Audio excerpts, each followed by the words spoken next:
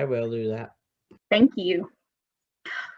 All right, so welcome to our first practice of our multi-county consumer education project. Like I said just a second ago, we're actually going to go over the project overview tonight. It may not last the full time, but we did want y'all to have an opportunity to ask questions and kind of get to know the project a little bit more. So our agenda for tonight, we're going to go over a brief overview where we break down the components of a 4-H project. We'll go over some of the online project resources that are available to y'all. We'll kind of talk about our virtual practice formats and what we're going to focus on in those formats. And then I'll go into a brief overview of the consumer decision-making contest. And I'm actually going to turn it over to one of our Bastrop County 4-Hers, Brady Masur, to lead us through an example of what the consumer decision-making contest looks like and talk a little bit about reasons. Okay? So as we go along, please feel free to unmute yourself or to type your questions in the chat box. So as we get started, the whole point of all of our 4-H projects are actually to help y'all learn some life skills that are going to help you be successful adults later on and members of the community. A lot of these relate to this life skills wheel. Okay, so y'all are actually learning lots of different skills as we go through these different projects. And the project itself, so our consumer education project, is really focused on making y'all conscientious consumers, okay, and teaching y'all how to wisely spend your money and make the decisions that y'all need to make in your life, okay? So some of those may be kind of identifying what your individual wants and needs are and how you spend money on those different categories, how you're reaching your money goals and problems and addressing your problems. It could be kind of working through what the best deal is, even with all of the media and marketing effects available, okay? It could be working on knowing your rights as a consumer, what is available to you, okay? And then identifying different job opportunities and career fields within financial management or consumer-related fields. Okay, so when we talk about a 4-H project, we're actually looking at 4 different components for your 4-H project, and it's kind of related to how we break down your record books as well, okay? So you should have at least 6 different learning experiences, and they should be about 30 minutes each in length at least. You should have some kind of a community service activity related to your 4-H project, some kind of leadership within that project, and then some kind of exhibition that shows off your hard work in that project area. Okay, so breaking it down, some of your learning experiences can be project learning experiences, or they could be learning about the different career fields, okay? So learning experiences could include educational tours, workshops, or clinics. Okay, it could be participating in demonstrations or exhibits. It could be participating in our practices. It could be participating in an interview where you are part of an expert panel. You get to ask questions about these different topics. It could be anything that you self-study. If you're putting together a speech or listening to them, those count. And then any other DVDs, videos, news media, and so on, okay? So some of those learning experiences related to this project area can be comparing prices or comparative shopping of some of your family's needs. It could be learning about the differences between needs and wants and identifying your own. It could be going to your own financial counseling session and then learning about budget setting and so on, okay? And there's a lot of other examples on the screen. With career exploration, again, anything related to financial management or consumer decision-making. So that could be banking, it could be financial management itself, accounting, marketing, okay? Anything involved with basically long-term money planning, things like those, okay? With community service, so this can be any community service project that is related to some kind of financial benefit or money management planning for your community, okay? So some really easy examples would be helping to plan or coordinate a fundraiser for your club if you're helping to financially plan to develop a project in your county, okay? It could be researching marketing and creating flyers or advertisements for your 4-H program. You know, it could be as simple as creating a flyer for your consumer education program. It could be creating flyers for the council meetings, all sorts of things, okay? Other community service could be maybe budgeting with your club or shopping for Christmas items or other holiday items for families in need. It could be, you know, planning and financing a meal for a family in the community. Pretty much anything that y'all can think of that might, again, involve that long-term money planning, okay? Another really interesting take that people have taken on this project is kind of studying poverty in their community and then presenting those findings to the club and kind of planning on how they could contribute to minimizing the effects of poverty in the community, okay? So y'all can get really creative here. Okay, so leadership is pretty much anything where y'all are teaching or guiding others. It could be as simple as conducting a workshop, organizing a group activity, leading part of a presentation or activity. If you're assisting your agent, one of your group leaders, it could be helping to plan a tour for other people interested in something that you're interested in. Being a junior or teen leader, it could be planning some kind of like a consumer education day or something like that in your community. Basically anything where you can share information with others and you're demonstrating or speaking on that topic and you're being the leader in that area. Okay. For exhibitions, so the main exhibition that we focus on with 4-H is contests. So in this case, the contest that's directly related to the consumer education project is consumer decision making. There are lots of opportunities for that, including invitational contests. Typically, we'll have some kind of a county contest, district, San Antonio, which unfortunately will not be happening this year. And then our Texas 4-H Roundup typically has a contest related to it as well, okay? A lot of the livestock shows are going to provide opportunities. Again, that's not a reality this year, but in the future, they typically will incorporate those back in. Other opportunities that are related are educational presentations. So you can actually provide an educational presentation or public speaking activity in this area, okay? So anything where you guys are talking about maybe protecting your information. I know one of our exhibitors, I think Brady, in fact, has actually talked about fishing for information and smishing. You can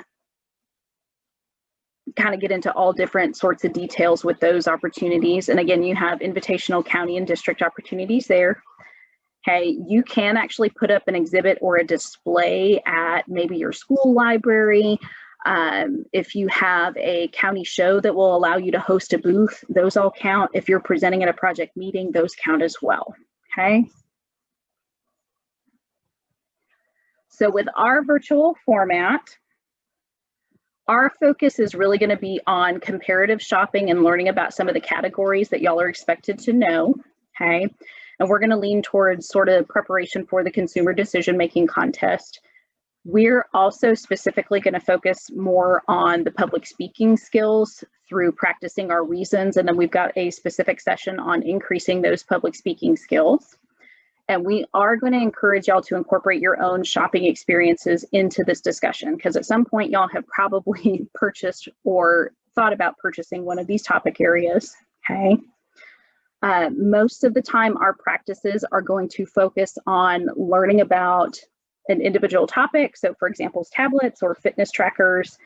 And then we might have between 1 and 2 scenarios to practice on that topic. We're typically only going to have time to practice maybe 2 or 3 scenarios a night, or we might have a guest speaker on a helpful or related topic such as public speaking, okay? We are going to record our sessions, and then we're going to send out the copies of the scenarios after practice. That way y'all kind of get a realistic feel for the amount of time that you're going to have to look at a consumer decision-making scenario and make your selections and reasons, okay?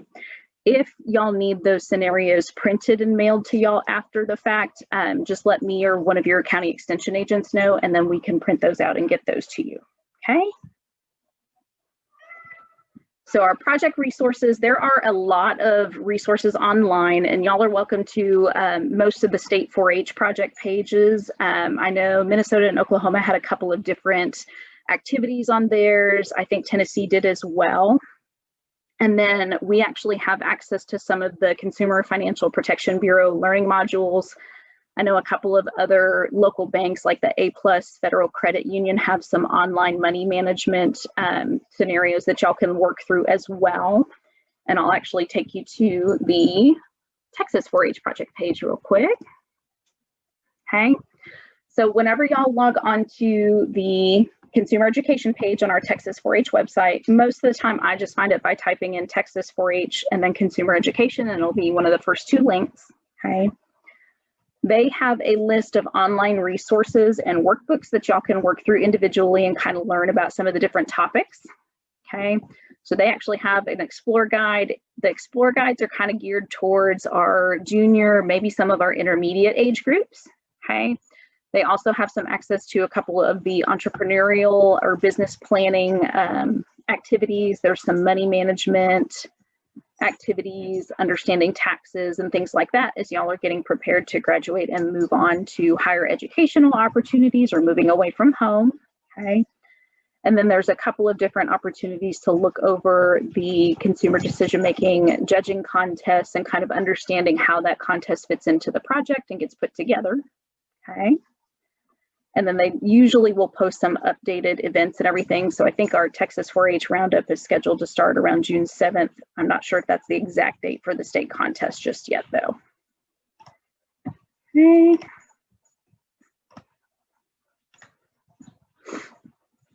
Okay, so for our consumer decision-making contest, so it is a judging contest. If any of y'all have done either outdoor challenge where you have judged gear or you have done livestock judging, it's very similar to that, okay?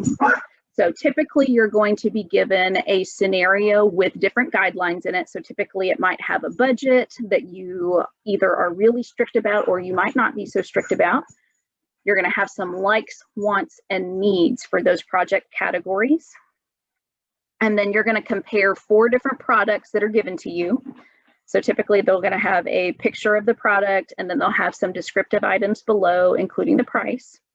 Your job is to compare those 4 products and then rank them from best fit to worst fit based on the scenario criteria, okay?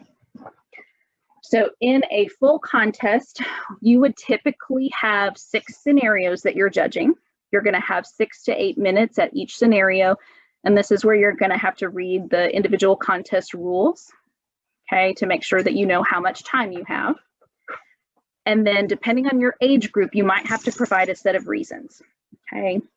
So reasons are basically a short speech. Usually they're only 1 to 2 minutes max, where you are going to defend or provide your reasoning on how or why you placed that class the way that you did, okay? So juniors, our 3rd through 5th graders, are typically not going to provide reasons. Okay, so they just have to judge the scenarios. Intermediates are going to provide reasons on 1 scenario. Okay, so 6th through 8th graders, y'all will have 1 scenario that you'll have to take some extra notes on and provide your reasons. For seniors, the 9th through 12th graders, y'all are going to provide reasons on 2 different scenarios. Okay, so the good news is that at the contest orientation, they're actually going to tell you which classes or which scenarios y'all are going to give reasons over. And then typically they're going to be marked really, really obviously at the contest with reasons, okay? I know at our county contest and our well, this year our multi-county contest, and typically I know our District 10 will usually have something like lots of big red bold text at the top of the scenario that says reasons, reasons, reasons all the way across. And then I think at the San Antonio Livestock Show, they might have a tent card that draws a bunch of eyes to the big, bold, red text reasons. Okay, so they'll typically try and make it really, really obvious for you. Okay, And I'm actually going to turn it over to Mr. Brady Musser, one of our Bastrop County 4-H members, so he can walk you through an example of what information y'all might see and kind of how to work through that information. Okay.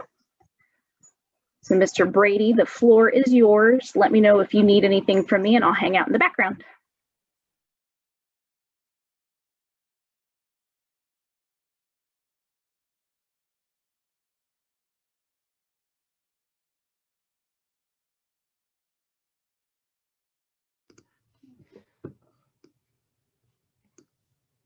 So what I will have to say is a repeat of what Miss Melanie's gone over.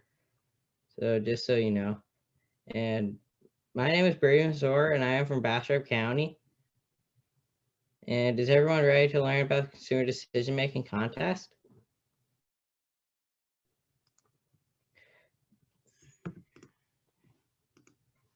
These are the overview topics we will discuss tonight. The Consumer Decision Making Contest is a team and individual contest. Scenarios are buying situations in which you will rank the 4 items given according to what the buyer is looking to purchase. Each contestant is given a Scantron to mark their placing order of the items for each scenario. For intermediates, you will provide reasons or an explanation on how you rank the items in a class or scenario. This is a pre-selected category designated by the contest officials, and they will provide this information to you at the time of the contest. For seniors, you will have to do 2 reasons classes. Luckily for juniors, they do not have to give reasons. The scores are determined by combining your ranking scores entered on your Scantron and your scores from reasons. Now I will show you an example of a class that I created.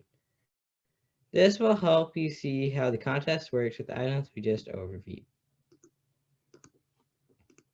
Here's the scenario I created. Looks make your ranking decisions. Criteria are the needs or wants the buyer is looking for in an item. Let's read the scenario to find the criteria for this class. Mr. Cod would like to purchase a tent to go camping and fishing because his old tent has a large tear. He is looking for a tent that fits 2 people, him and his wife. He needs a rain fly to keep him dry because he lives near a tropical rainforest. He would like a dome tent. He has a budget of $50. Help him find the right tent. Once you find your criteria, you can enter it on a grid.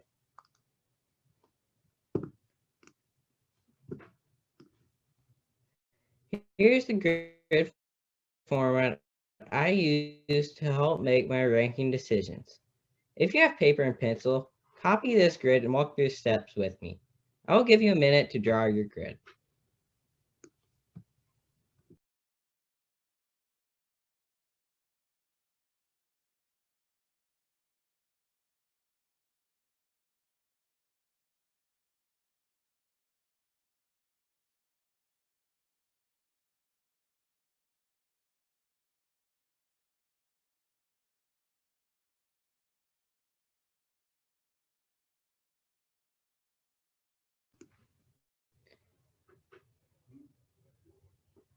The criteria for this class are listed in the first column.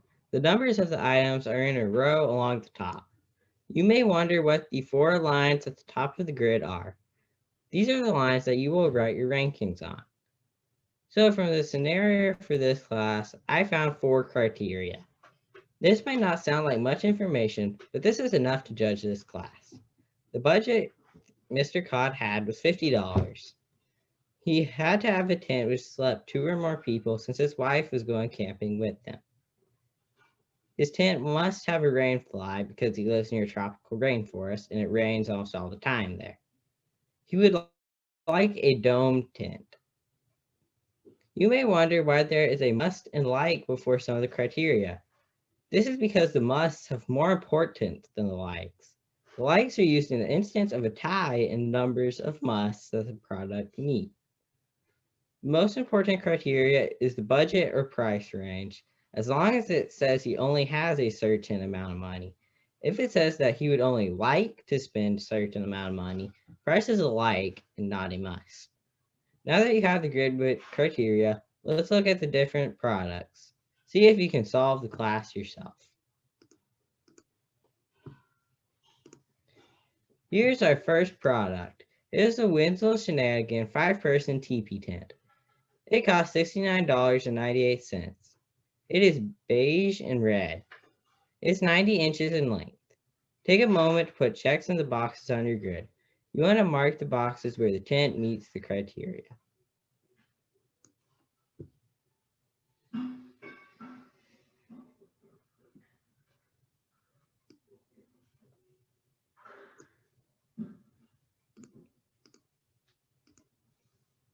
Here's the second product. It is the McClellan Outdoors Teleco 3-person dome tent. It costs $24.99. It is gray and navy. It is 7 feet long, and it comes with a rainfly. Mark your grid.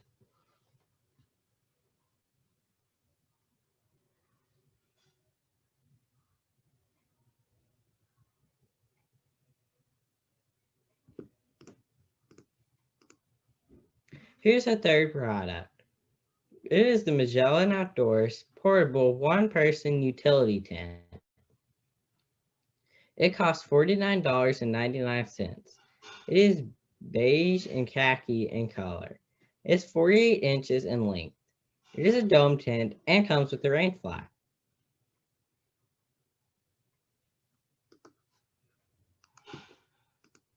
Here's the fourth and last product.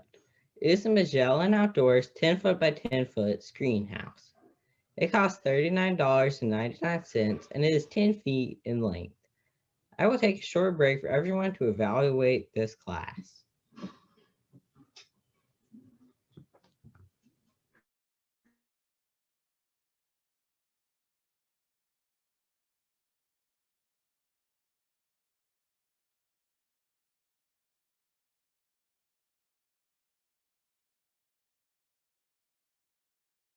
Before I move on to the next slide, if anyone has finished ranking their scenario, could everyone enter their results into the chat, please?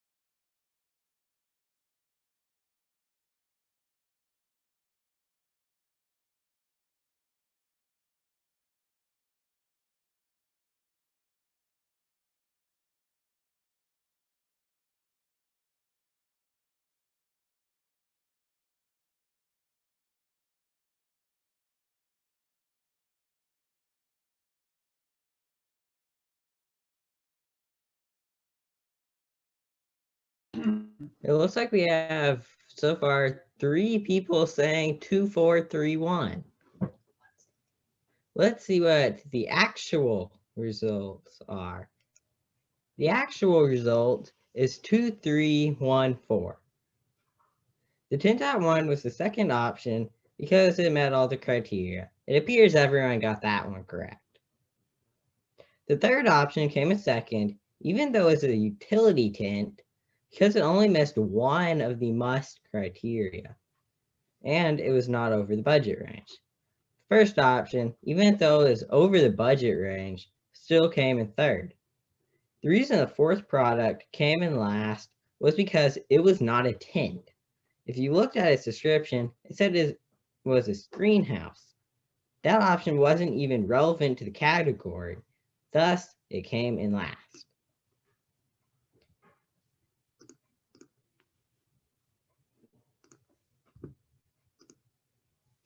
This is a Scantron. This is what you will enter your rankings into at an in-person contest. You will have to make sure that you bubble in the circle completely with a number 2 pencil, or else the Scantron reader will not pick up your answers. In the actual contest, the Scantron will be labeled 1, 2, 3, 4 and have multiple different rows of 1, 2, 3, 4s. Technical difficulties.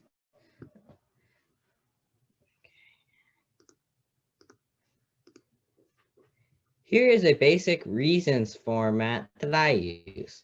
Only senior and intermediate levels will give reasons.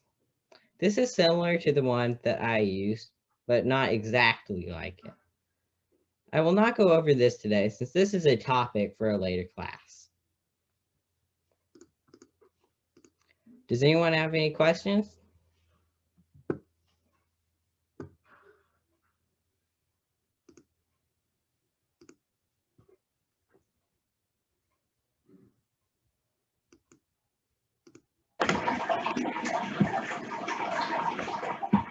Thanks, Brady. I appreciate that presentation. All right, so I think that's it for our project overview. Do y'all have any questions about the format moving forward or the contest itself at this time?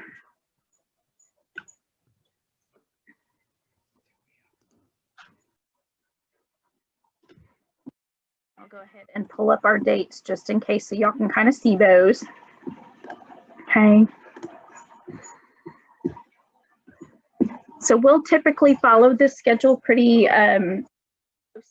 I know in our letter we did want to note that so Travis and Bastrop counties are in District 10. We want y'all to save the date of March 30th for our multi-county consumer decision-making contest, and then April 27th is going to be our District 10 4-H consumer decision-making contest since San Antonio is not offering their opportunity this year. Okay.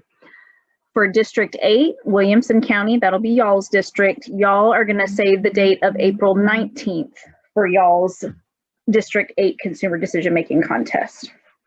Okay. Y'all's, all of our districts are going to use 4-H Connect as their main way, or 4-H Online, the new system now, as their main way to collect information and registration. So y'all will actually pay fees directly through 4-H Connect to register for those. And I think we've got those dates noted. So for our District 10 contest, our registration period is going to be open from March 9th to March 23rd through 4-H Online. For District 8, y'all's contest is going to be open for registration from March 15th through April 9th. Okay, and we'll send out a few reminders as we get there just so that y'all have every opportunity to sign up. Okay.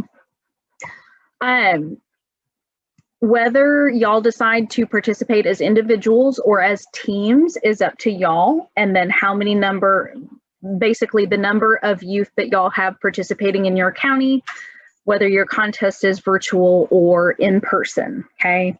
I know District 10, we are tentatively planning on having ours as in person this year, okay? But we won't know the official details until we get probably about a month and a half out from that. All right.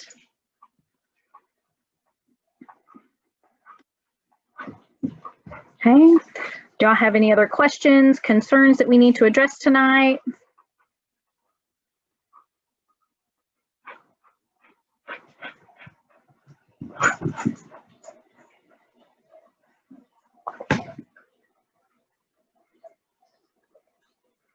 Miss Paige asked if I'll be sending out the schedule. Yes, so I'll actually send out a copy of the schedule that we have out with a copy of this video tonight. It takes the video maybe about 24 hours to process, and then I'll upload it to YouTube and then send y'all out the link to that. So you'll have that. I'll send a copy of my PowerPoint and then a copy of the schedule and everything. That way y'all can print those out. Again, if y'all need help printing anything and need them printed and mailed, just let me know and we'll make arrangements to get those to you.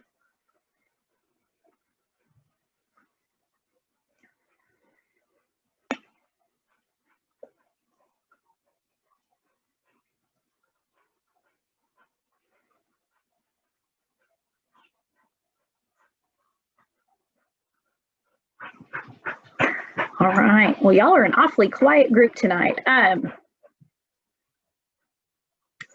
I guess we'll go ahead and stay on for a few more minutes. If y'all don't have any questions or y'all don't just want to visit for a few minutes, then y'all are free this evening. Again, we'll send out a follow-up email with all of the resources from tonight, a copy of the schedule, and then if y'all can think of anything else that y'all would like to have, just let us know and we'll include those.